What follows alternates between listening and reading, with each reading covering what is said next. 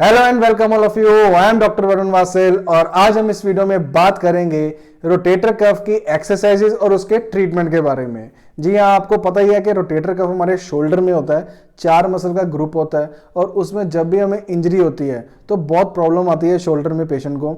और यही सबसे बड़ा कारण होता है हमारी शोल्डर पेन का कि कोई अपना कोई स्पोर्ट्स एक्टिविटी कर रहा है या कोई अगर गिर गया है तो उसको रोटेटर का टीयर होता है, उसमें से कोई भी मसल टीयर हो तो उसको बहुत ज़्यादा प्रॉब्लम आती है।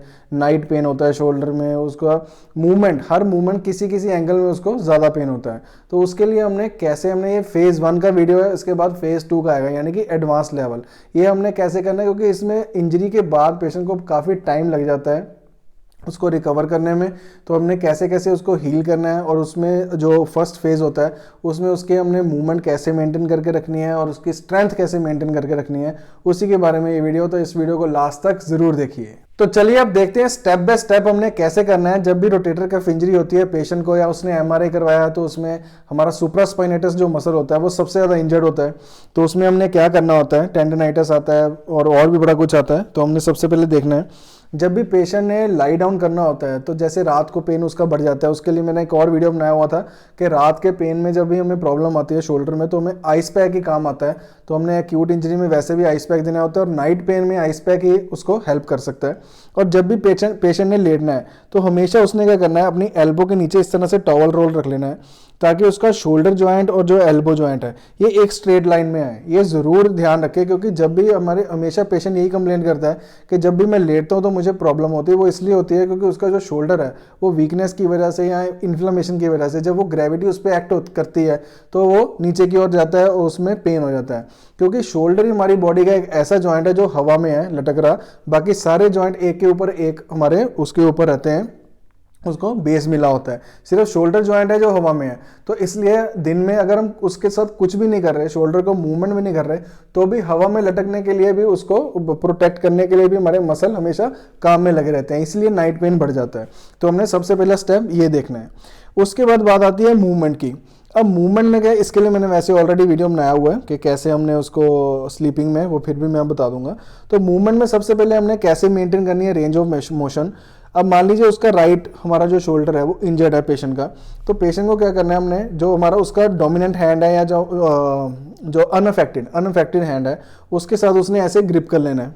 इस तरह से ग्रिप करने के बाद अब पेशेंट ने क्या करना है, उसको रेंज ऑफ मोशन क्या हमने इस तरह से इसी हाथ का सहारा लेते हुए जहाँ पे हमारा पेन फ्री रेंज है वहाँ पे जाके उसने हल्के हल्के ऑसिलेशन देने हैं। मान लीजिए अब इनको यहाँ पे आके पेन शुरू हो गया तो इतनी रेंज लाके दूसरे हाथ से वहाँ पे हमने ऑसिलेशन देने शुरू कर देने हैं, क्योंकि ज़्यादा रेस्ट क्योंकि देना पड़ता है इसलिए इसमें तो हमारा फ्रोजन शोल्डर होने का खतरा बढ़ जाता है इसमें रोटेटर कफ इंजरी के बाद, क्योंकि प्रोलॉन्ग बेड रेस्ट रहता है। शोल्डर को हम बांधते हैं, स्लिंग में भी बांधते हैं कई लोग, तो उसमें हमारा जो फ्रोजन शोल्डर है वो होने का खतरा बढ़ जाता है। तो हमने इस तरह से मूवमेंट एक रेंज में लाके उसको मेंटेन करते रहें ताकि जितने भी हमारे माइक्रो ऑर्गेनिजम्स या मेटाबोलाइट्स हैं वो हमारी मूवमेंट से वहाँ से निकलते रहें, वॉश आउट होते रहें।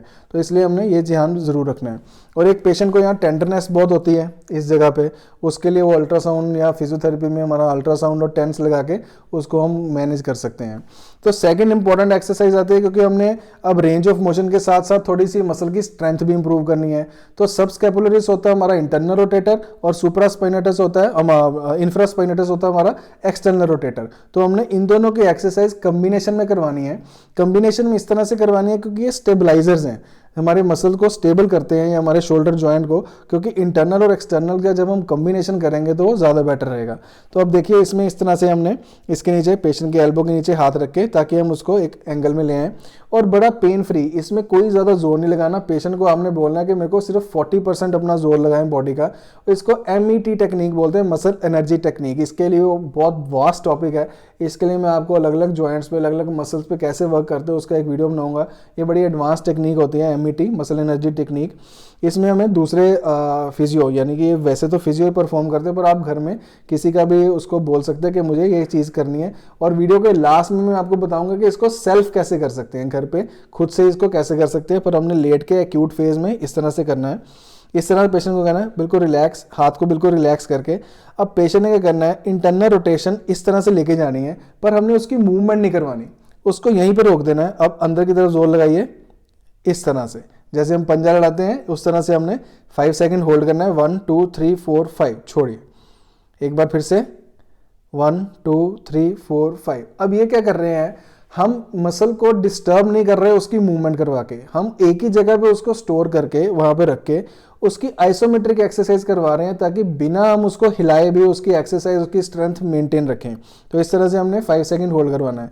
इसी तरह से जब हमने इंफ्रास्पाइनेटस के लिए करवाना है, यानी कि एक्सटर्नल रोटेशन के लिए, उसमें हमने इस तरह से उसके डोर्सम पे हमारा उसको हाथ रख के इस तरह से अब उनको बोलना है कि इसको बाहर की ओर लेके आइए, बाहर की ओर लेके आइए।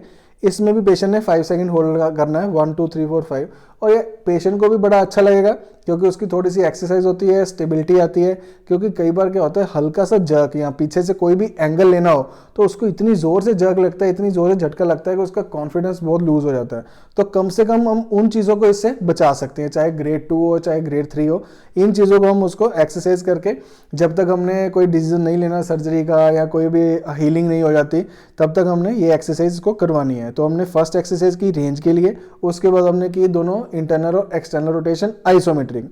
इसी तरह से अब हम करेंगे सुप्रास्पाइनेटस। अब सुप्रास्पाइनेटस का काम होता है एबडक्टर, वो एबडक्टर है, शोल्डर एबडक्शन का काम होता है। उसमें भी हमने एक एक्सरसाइज करवानी है, वो भी आइसोमेट्रिक होगी। इस तरह से पेशेंट ने अपने साथ, अपने बॉडी के साथ उसका हाथ रख के अब पेशेंट को क्या करना है, इसको बाहर की ओर लेके आना है। अब इसमें भी हमने आइसोमेट्रिक का मतलब बिना मूवमेंट करवाए उसकी एक्सरसाइज करनी है। अब इस तरह से क्या करना है, पेशेंट को कहना है इसको बाहर की ओर लेके जाइए, ऐसे 5 सेकंड होल्ड लगाएंगे, 1 2 3 4 5, छोड़ देंगे। ऐसे आप 10 से 20 रेपिटेशन जितना पेशेंट टॉलरेट कर सकता है उसको करवाइए।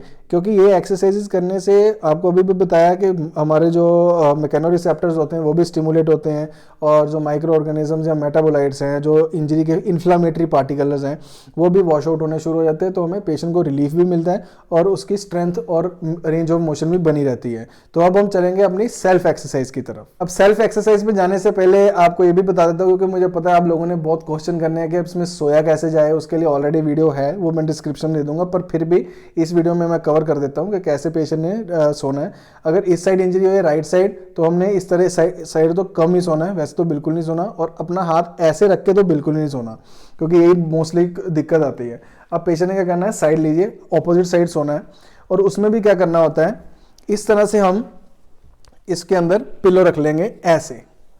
अब जब इसके अंदर पिलो रखेंगे, इसका क्या पर्पस होता है कि हमारा जो शोल्डर है ये आगे की ओर नहीं जाएगा, क्योंकि अगर हम सोएंगे तो आगे की ओर जाएगा तो यहाँ पे फिर से हमारा इंजरी डिस्टर्ब होगी। तो इसके इस तरह से हमने एक्जिला के अंदर पिलो रख लेना है। अब जब पिलो रहेगा तो पेशेंट का ये हाथ आगे को नहीं जाएगा और इसका थोड़ा सा गैप बना रहेगा। ये मैंने ऑलरेडी बताया हुआ है, पर इसमें मैं फिर से बता रहा हूँ, तो ये चीज़ हमने ज़रूर ध्यान रखनी है। अब सेल्फ एक्सरसाइज में फर्स्ट एक्सरसाइज क्या आएगी, और ये इतनी इंपॉर्टेंट एक्सरसाइज है, जिसको भी शोल्डर की प्रॉब्लम है ये एक्सरसाइज तो आइस पैक के साथ वो करनी शुरू कर ही दे। पहले आइस पैक लगा ले, उसके बाद ये एक्सरसाइज करे।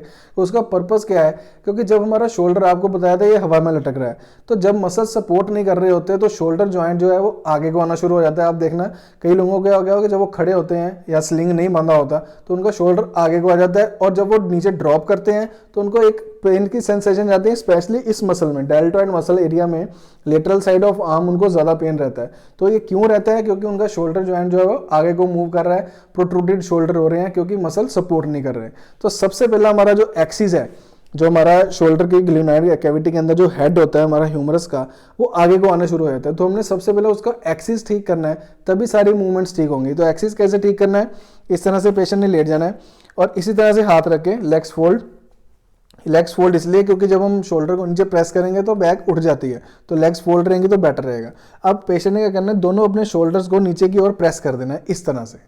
अब इसको हमने 5 to 10 सेकेंड्स होल्ड और इसको फिर रिलैक्स कर देना। ये अपर बैक की एक्सरसाइज भी हो जाती है और हमने शोल्डर का जो एक्सिस है वो भी अच्छा रह जाता है। तो इसलिए हमने ये एक्सरसाइज जरूर कर लेनी है। तो अब इंटरनल और एक्सटर्नल रोटेटर की सेल्फ एक्सरसाइज के लिए हम इस फोम रोलर का यूज कर सकते हैं। इस तरह से हमने क्या करना है, आपने क्या करना है, इस हाथ से और इस हाथ से इसको दोनों को ग्रैब कर लेना है, मतलब ग्रिप कर लेना है।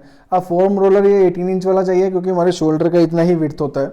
अब इसमें क्या करना है, आपने इस तरह से हमने इसको प्रेस करना है। इस तरह से जब हम प्रेस करेंगे, अब देखिए ये मूवमेंट नहीं होने देगा, आइसोमेट्रिक एक्सरसाइज ऑलरेडी हो गई। इस तरह से जब हम इसको प्रेस करेंगे तो इंटरनल रोटेटर हो रही है, इंटरनल रोटेशन हो रही है। अब दोनों हाथ से हमें इकट्ठा प्रेस करना पड़ेगा, तो दोनों की एक्सरसाइज एक साथ हो जाती है। तो इस तरह से हमने इसको 5 सेकेंड होल्ड करना है। और फिर रिलैक्स कर देना है। तो ये बड़ी अच्छी एक्सरसाइज है। अगर नहीं फोम रोलर है, वैसे इसको ऑर्डर करने के लिए आप नीचे लिखे नंबर पे जाके इसको ऑर्डर भी कर सकते हैं। इसकी और भी बड़ी एक्सरसाइज है नीज़ के लिए, आप ऑलरेडी नीज़ के लिए तो लेते ही हैं। तो नहीं तो क्या करना है, इस तरह से हमारे पास ये अगर कोई भी हमारे दरवाज़ा है या कोई भी हमारे पास स्टेबल कोई चीज़ है, तो यहाँ पे आके आपने इस तरह से इसको लगा लेना है।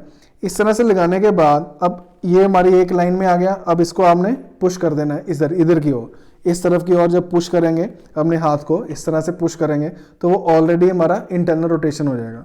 तो इस तरह से हम फोम रोलर के साथ और इस तरह के अपना दीवार के साथ या किसी डोर के साथ भी इसको हम एक्सरसाइज को कर सकते हैं इंटरनल रोटेशन। पर हमारा अगर फिजियो करवाएगा या हमारे घर का कोई मेंबर करवाएगा तो वो लेट के, अगर खड़े होकर करना है तो इस तरह से। तो इसी तरह से एक्सटर्नल रोटेशन यानी कि बाहर की साइड, तो बाहर की साइड हमने क्या करना है, इस तरह से अपने आर्म को बिल्कुल सीधा, एक ध्यान रखना है कि एल्बो जो है वो साथ में लगी रहे।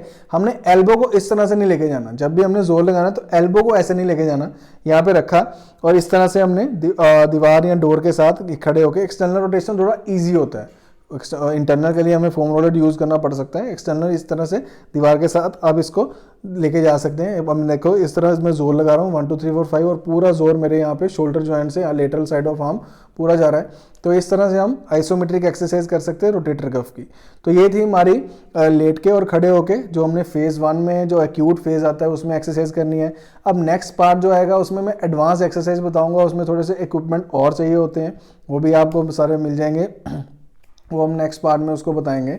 तो इस वीडियो को ज़्यादा से ज़्यादा लाइक कीजिए और शेयर कीजिए, स्पेशली स्पोर्ट्स पर्सन के साथ, क्योंकि ये इंजरी स्पोर्ट्स पर्सन को ज़्यादा होती है या जो गिरते हैं उनका रोटेटर कफ इंजरी बहुत कॉमन होती है, या जो एसेस होते हैं।